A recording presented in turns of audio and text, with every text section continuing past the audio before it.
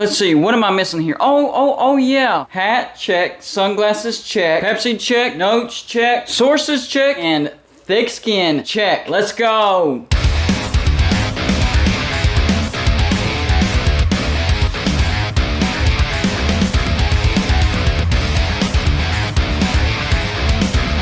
Welcome back to Gold and Blue, everybody, and all we do here is college football. So if you're a college football fan, go ahead and hit the like and subscribe button. And as always, feel free to send gear to represent you and your team. Look around, that's what my background is made of. So if you want to be a permanent part of Gold and Blue and my background, send gear to represent yourself and your team to P.O. Box 360, Liberty, South Carolina 29657. Well, as you can see, I'm doing a car video, so you know right off the bat that Gold and Blue Dude is busy. I'm in the car line, about to pick up my kids from school, trying to slide a video in here. And you know, there are some people that are willing to fall on the sword that the Pac-12 not only will survive, but they're going to thrive. They're going to make it through this, and they're going to be one of the remaining conferences that are able to break off from the NCAA and create their own playoffs. And I love that. I don't think that's the case. I think the Pac-12 is the next conference to go, but I love that because it gives me content. So that's what we're going to be talking about today. The scenario in which the Pac-12 not only survives, but also thrives. Now, they're not in a good situation right now because,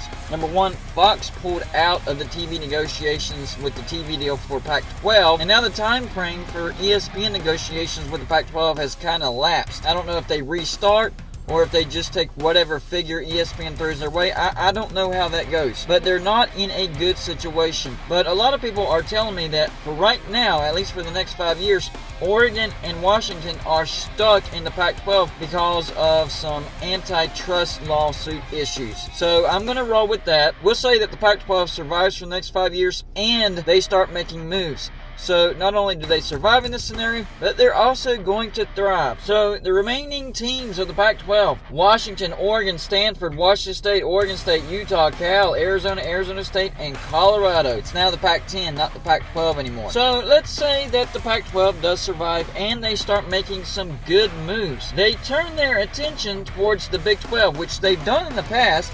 They already got Colorado from Big 12, and they tried to get Texas from the Big 12, which they were very close to getting Texas. People do not realize how close the Pac-12 was to getting Texas, and that would have been a game changer for the Pac-12. But anyways, in this scenario, we're going to say that they turn their attention back to the Big 12 and grab some teams. Who would they grab out of the Big 12? Well, I think the first team that they would grab out of the Big 12, a must-get for the Pac-12 to survive, well, not only survive, but thrive, would be Texas Tech. The Pac-12 is high, very high on Tier 1 research facility. Texas Tech does that, and Texas Tech also has a massive fan base, one of the biggest fan bases in the Big 12. This would be a huge addition for the Pac-12. It doesn't stress them out too much.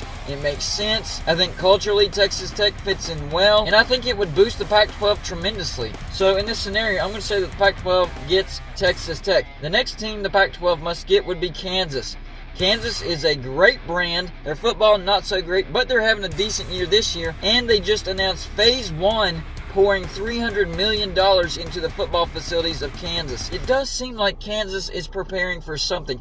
I don't think that they're preparing for the Pac-12, but in this scenario, we'll say that they catch the eye of the Pac-12, and the Pac-12 gets Kansas. I do think eventually that Kansas either goes to the Big Ten, ACC, or SEC. It just seems like that they're preparing for something. But for this scenario, we'll say that they go to the Pac-12. This is a huge get. Kansas does make a lot of money for the Big 12 in spite of their football product not being all that great. Although Lance Leipold has this football program turning around. Losing their starting quarterback has hurt Kansas tremendously. But even if Kansas doesn't win a single football game the rest of the year, this is a successful year for Kansas football. You've done well so far. All right, what about the next team? Well, I think the next team that they go after, of course, this is a no-brainer, Kansas State. You bring in Kansas and Kansas State, you lock in that rivalry for the Pac-12. Kansas State does have a pretty good fan base. They have a pretty good football product, sometimes a pretty good basketball product. I think Kansas State would be a decent addition to the Pac-12, and I think they would fit in culturally, academically, all that stuff. They check all the boxes just like Kansas and Texas Tech. Finally, the last team that I think the Pac-12 gets out of the Big 12 would be Iowa State. Now, Iowa State's a little more of a question mark. This was just kind of a guess because I don't think the Pac-12 would get Oklahoma State or West Virginia. I think if anybody gets Oklahoma State or West Virginia, it would be the ACC or the SEC. They're not getting Baylor or TCU because they don't want any religious institutions, and that marks off BYU as well. And I think UCF and Cincinnati would be too far of a stretch for the Pac-12. And Houston's right on that line. I don't think they bring quite enough for the Pac-12 to grab Houston. So just by being the odd man in, I'm going to say Iowa State. I say the Pac-12 grabs Iowa State. So here's what the Pac-12 looks like after they grab these 4 teams. Washington, Oregon, Stanford, Washington State, Oregon State, Utah, Cal, Arizona, Arizona State, Colorado, Texas Tech, Kansas, Kansas State, and Iowa State. So now they have 14 teams. I do think that they would try to get to 16 teams. So maybe they try to get a couple of teams out of the Mountain West, maybe a San Diego State or a Fresno State, or maybe they are able to get 2 other brands out of the Big 12. Maybe they can get Oklahoma State and West Virginia, or maybe Houston and West Virginia, or Houston and Oklahoma State. Baylor and BYU and TCU, they're off the menu. So the other choices would be Oklahoma State, West Virginia, UCF, Cincinnati, and Houston. And I just think UCF and Cincinnati are way too far east for the Pac-12. So maybe they can grab an Oklahoma State and a West Virginia, although West Virginia is a little too far east as well. Now that I think about that, I don't know why I didn't think about that earlier. West Virginia would be too far east. So maybe the Pac-12 can grab Oklahoma State and Houston. That would be a great grab for the Pac-12. So you know what? I didn't have this marked like this, but just for the sake of this particular argument, I'm going to say that the Pac-12 also gets Oklahoma State, and they also get Houston. Even though I don't think Houston brings a whole lot to the table, they're going to pair them with Oklahoma State. Now you have Washington, Oregon, Stanford, Washington State, Oregon State, Utah, Cal, Arizona, Arizona State, Colorado, Texas Tech, Kansas, Kansas State, Iowa State, Oklahoma State, and Houston. That's a pretty good looking league right there, and I think that's a strong enough league for them to be able to break off with the Big Ten and the SEC and be invited to the playoffs, because that's what the playoffs are going to turn into, an invitational. So on top of that, I think the ACC grabs West Virginia, Baylor, TCU, and UCF. So that means Cincinnati and BYU are the only 2 remaining schools in the Big 12. Now this puts the Big 12 on life support because they only have 2 teams left, and that's Cincinnati and BYU. So either the Big 12 fizzles out and Cincinnati and BYU go elsewhere, or maybe the Big 12 can convince other teams in other conferences, hey, even though we look like we're a dying conference, we can still get you more money if you come over here. So they get the best out of the group of 5 conferences. First, they look at the Mountain West. And out of the Mountain West, I think they would get Boise State, Air Force, Colorado State, San Jose State, San Diego State, and Fresno State. I think those are the best brands. They're the most successful football programs right now. And some of these teams are pouring a lot of money into their football programs, specifically San Diego State. So I think the Big 12 could go after those teams out of the Mountain West. 6 teams out of the Mountain West. But you don't just take the rest of the Mountain West, just those 6 teams. Then you turn your eyes to the AAC. There's where you can grab Tulane, East Carolina, Memphis, and SMU. I think those are the remaining 4 best brands of the AAC. It stretches your footprint back out east. Remember, you lost a lot of those teams out east.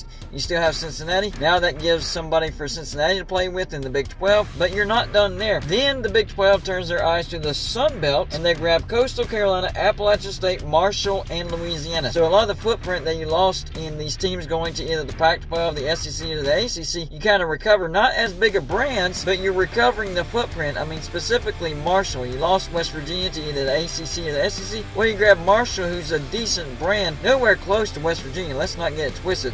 Nowhere even close, but at least you recover that particular footprint. I think the same exact situation applies to all these teams. You're recovering that footprint, you're just not getting that big brand that you once had. But here's what the new Big 12 looks like. I think it's a group of 5 conference, but the best group of 5 conference. And that's how you can convince these teams to join the Big 12. Hey, you're already in the Group of 5 conference. Why not make it the best Group of 5 conference so you will make more money coming over here to the Big 12, even though we're a Group of 5 conference. So here's what the new Big 12 looks like. BYU, Cincinnati, Boise State, Air Force, Colorado State, San Jose State, San Diego State, Fresno State, Tulane, East Carolina, Memphis, SMU, Coastal Carolina, Appalachian State, Marshall, and Louisiana. That is not a bad looking Group of 5 conference. It's still a Group of 5 conference. We can't dance around it. This would would absolutely be a gut shot to Cincinnati because they just got Power 5 status. BYU's been considered a Power 5 team. They just finally joined a conference. I mean, let's not forget that BYU actually has a national championship in football back in the 1980s. That's not that long ago. So that would be a gut punch to both Cincinnati and BYU. I don't even know if BYU would stick in the Big 12 if that happened. They might go back independent. But let's say they stay in the Big 12 because it's the best group of 5. And of course, the other teams are happy because they're making a lot more money than in the Sun Belt, the Mountain West, and the AAC. So they're fine with it. It's just BYU and Cincinnati not happy with this decision. There you go. The Big 12 survives, although now they are a group of 5 conference. The best group of 5 conference, but still a group of 5 conference. And I most definitely don't think that this happens, but hey, you never know. Nobody thought that the Big Ten was going to grab UCLA or USC, except for somebody. Not going to sit here and brag about it, but I did mention it a time or two before it actually happened. So y'all let me know in the comments section, what do you think about this best case scenario for the Pac-12 and worst case scenario for the Big 12? That's all I got for you for this show. Like and subscribe if you haven't already, and I'll see you on my next show.